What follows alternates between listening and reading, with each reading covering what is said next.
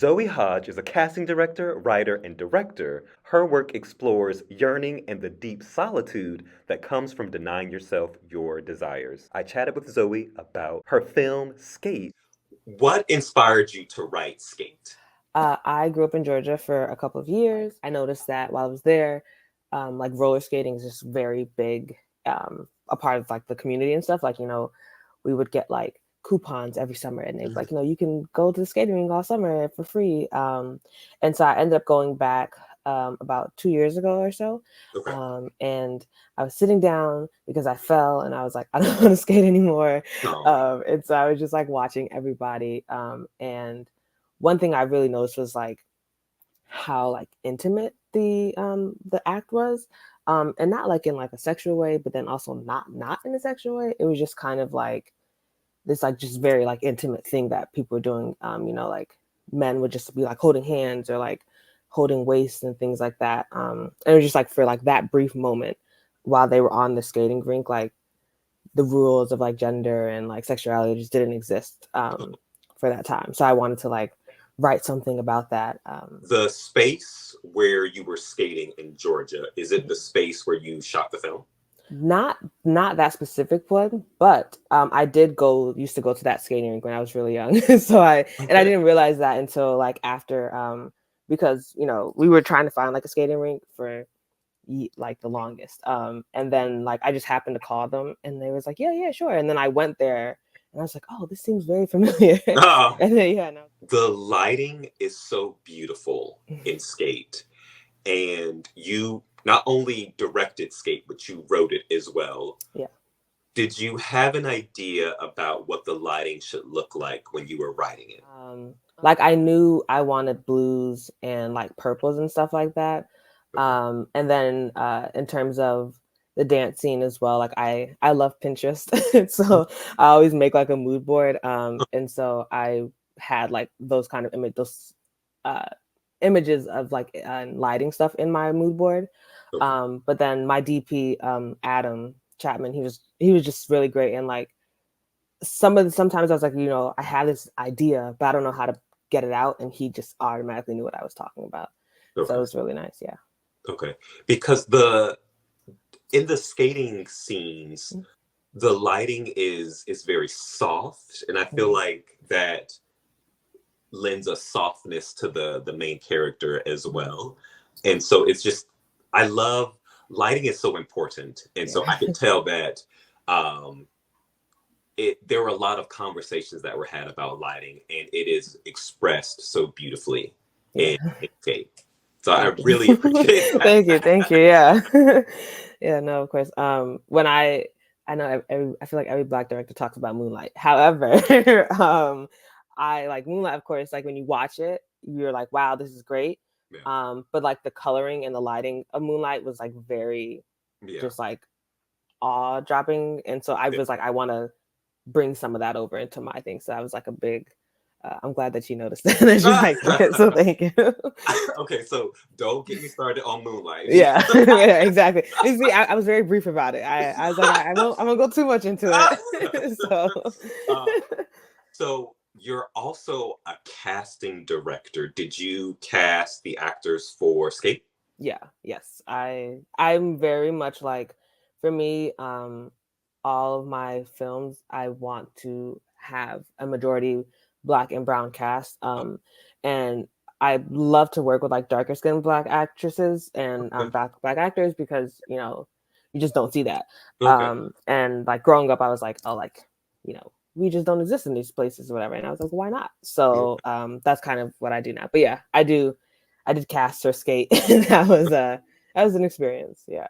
Okay. So for the main character, Mhm. how did you know that they were right for the part? Okay, so that was Dwani. A couple of years ago, when I went to school, I went to Fordham, and they had like a challenge, and they were like, "Oh, you can shoot a short film in a weekend." And I had like put a thing on Instagram, and one of my friends was like, "Oh, you should work with my friend Dwani." And I was like, "Okay, cool." And Dwani was just like super great, and I think he was like 17 or 16 at the time when we filmed this first short. Okay. Um, Now the short was, it probably won't see the light of day, at least not anytime soon. Okay. But Dwani was just really great. And so when we were casting Skate, we were having like a lot of issues trying to find the right person, because I feel like this role is so like internal, Okay. but it's also very much like like you have to play both the internal but also the external, like the hard and the soft kind of thing. Yeah. And so it took us a couple months to find it. And then like on a whim, we were maybe like 2 weeks out from shooting and we didn't have a cast. And I was like, my friend was like, she's like, oh, we should just ask Dwani to do it again. And I was like, oh yeah. And so I reached out, and Dwani immediately got back and was like, you know what, yeah, that's fine. And he's supposed to go to California for something, and he moved his flight for us. Oh. And so we flew him down to Georgia. And he was just really good. I love working with Dwani. Yeah. Okay. I have a controversial question for you. Oh, yes. So if you don't want to answer, you don't have to. Okay. But I have a LGBT Mm-hmm. film TV review channel. Okay. And one thing that I noticed a lot of like mainstream LGBT movies, Mm-hmm. the actors typically are not a part of the community. Mm-hmm. Do you think that LGBT roles should go to LGBT actors? This is a very controversial question. Okay, so I think it's complex because theoretically, yes. Okay. However, I don't think it's fair for us to, like, if it's not like on us to, if they're not out, then I don't want to be like, oh, you can't get the role because like, you're not out queer. Yeah. But then they could still be queer, they're just not out. Yeah. So I don't know. I think it depends. Like with like trans roles, I think those, definitely should only go to like trans people. Right. But with like LGBT roles, I don't know. I didn't think about it that way, Yeah. but you raise an important question because there are a lot of LGBT roles that individuals who don't see themselves that way that they get, and then they realize, oh my gosh, Yeah. like the reason why I identified with this character is because I am this character. Exactly. Yeah. And so I never thought about it that way. Yeah. So yeah, it's complex because I do, but I understand the other side where it's like, Yeah. like, no, you should only play these roles if you are this. No. But it's just a matter of like, are we even like, who are we to say like you can't play this because you're not out? But Yeah. I don't know. That's a difficult one. Yeah. What was the first film that you saw that made you want to pick up a camera? I'll say Inglourious Bastards. Only because, yeah. So my mom would like do my hair every Sunday, and she'd always put on a movie. And I remember we watched that movie one time, and I was just like, oh wow, what is this? And I was so like into it. But at the same time, I will say like there are some movies I wasn't allowed to watch, and that made me want to do film more. Like The Passion of the Christ. My mom was always like, no, you have to wait until you're 18 to watch it. And I've never seen the movie, but like I still have never seen it. But when I was young, I was like, oh, I want to watch it so that I can make something. And so yeah, but Inglourious Basterds was like, that's probably one of my favorite films of all time. So yeah. What hat do you wear first? Are you a director first or a writer first? I'd say a writer. Well, I don't know actually. I'd say a writer in the sense that when I'm on set, I'm like, I try to get the words that I've written to look like how I want it to look.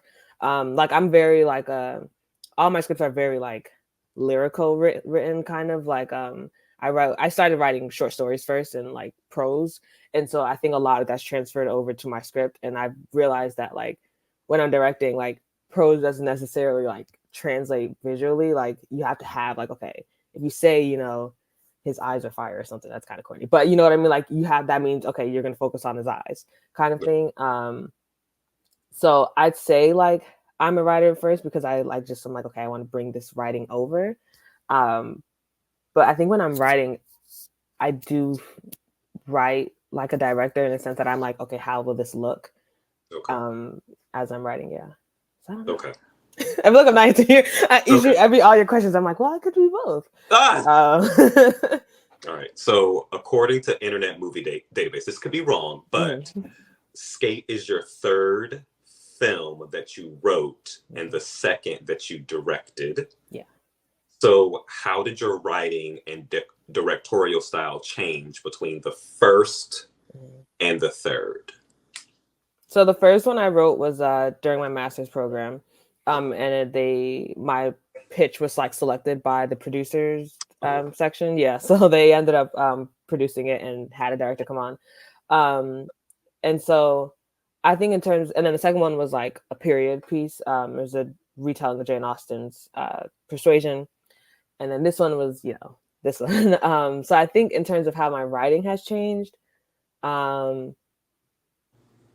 I honestly don't think it has, in the sense that all of them have the same theme of like wanting someone or something and like not knowing how to deal with that feeling.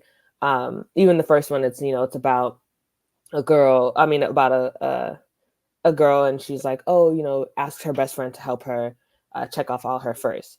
And like the first thing is like a first kiss, but like in that, it's like a very full of like yearning because he's in love with her, but she doesn't know, and she also feels kind of similar things. And then the same with Persuasion. It's about these two people who loved each other before, but like don't feel like they can love each other anymore.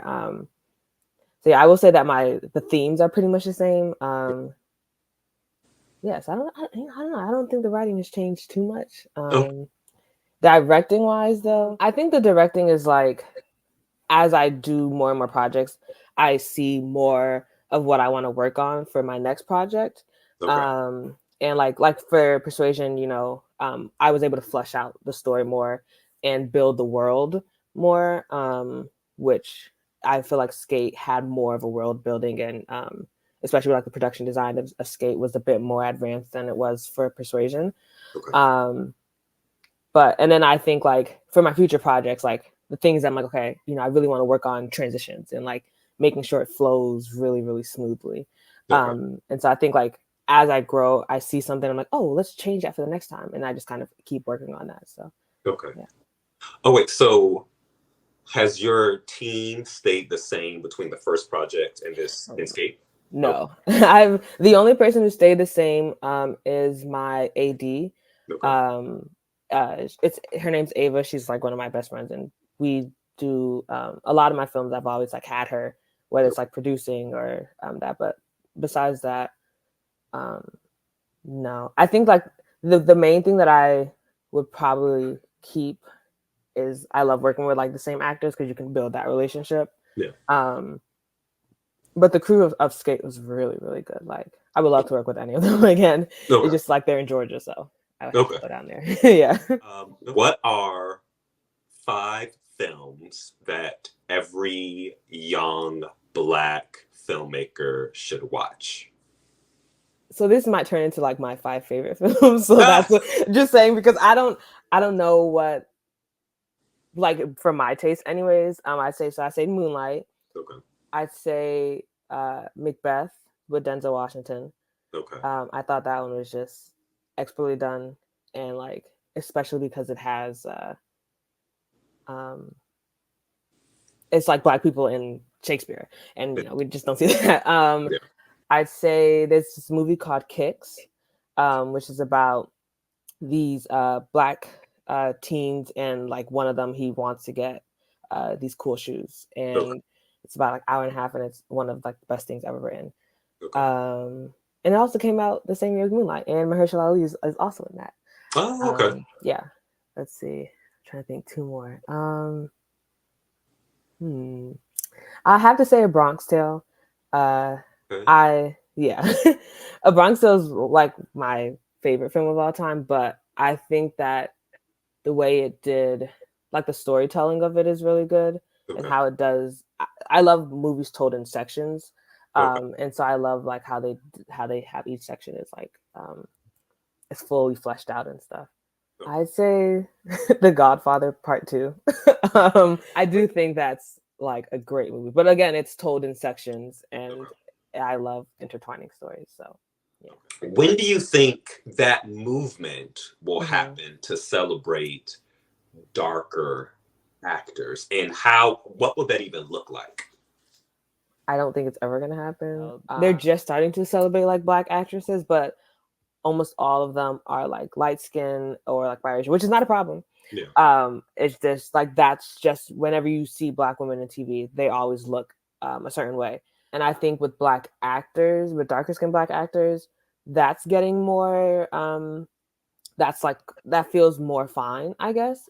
But I don't feel like that has ever been too much of like an issue of like not seeing that subsection like represented.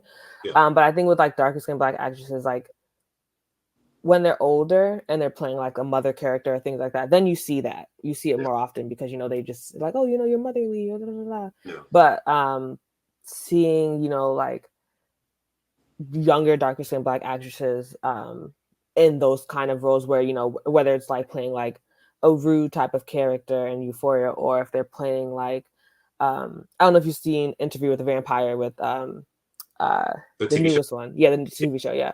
Like I don't know when we'll ever see like a version of that where it's like a fantasy period or something like that with like a darker skinned Black actress as the lead. However, that's why I'm like, anytime I have films with like women in it or like women lead, I'm always like, no, I will mostly be casting darker skinned Black actresses because like I want to, even if like, mainstream Hollywood doesn't want to do it, like I will do it. And like, once I do it, I'm sure other people will do it. And I feel like if we can just start this like small movement, like, yes, we people we want to get to Hollywood in a sense that, we want our films to be mainstream, but like, even if a few people can watch it and be like, oh, that's me, like I am here, and then they feel inspired to do the same thing. I feel like that's just as like necessary as it going like really mainstream in Hollywood. Exactly. Are you working on anything that people should be aware of? Yes. I am in the midst of planning my next feature, or my first feature that I'm going to be directing. And I wrote, this is a Dorian Gray adaptation, but it's like a sapphic queer retelling. So I'm very excited about that. Before we go, where can people find you? You can find me on Instagram at sincerely_Zoe_ for all updates.